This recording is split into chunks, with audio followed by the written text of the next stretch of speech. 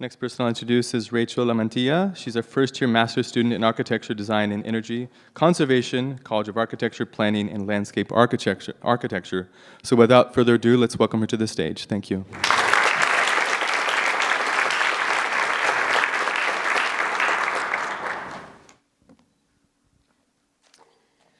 I was born and raised in Tucson, Arizona, but growing up, I would spend most of my summers on the Hopi Reservation, located in northeastern Arizona. I was always aware of the difference between the lifestyle on the reservation and the lifestyle in Tucson, but I would quickly become accustomed to the lack of running water and my grandmother's hot trailer. It was as I grew older that I began to wonder why there was such a big difference between these two communities, and I decided to use my research to further understand why this was. Traditional Hopi architecture responds to the environment and the surroundings, using local materials and passive strategies to heat and cool the building prior to the use of electricity. When westernization was introduced to the Hopi community, substandard housing began to outnumber the amount of traditional Hopi houses. Substandard housing is cheap, quick, and easy to build. However, it results in highly inefficient and non-durable buildings that ignore the environment and the culture of the people while also producing high utility bills that many families cannot afford. A second thing that occurred with the introduction of westernization was the modernization of traditional Hopi homes by the installation of electricity and running water. So why is this study important? Currently, there are 6 billion people living on one planet, planet Earth. Together, we consume $450 billion worth of energy every single year.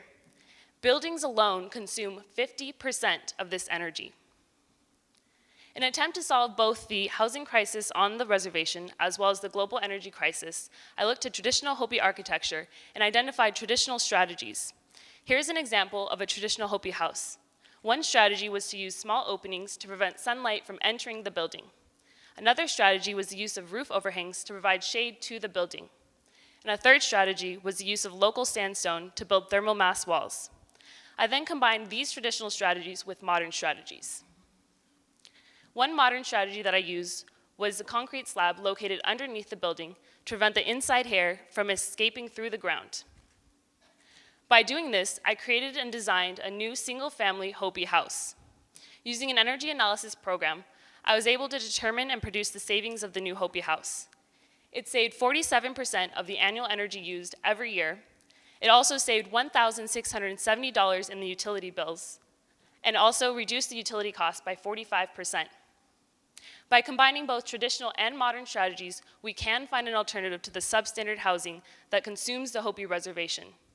By using this technique both locally and worldwide, we can create and design in a more energy efficient way, increasing the quality of life and reducing the amount of energy we so unknowingly consume. Thank you for this opportunity to share my research.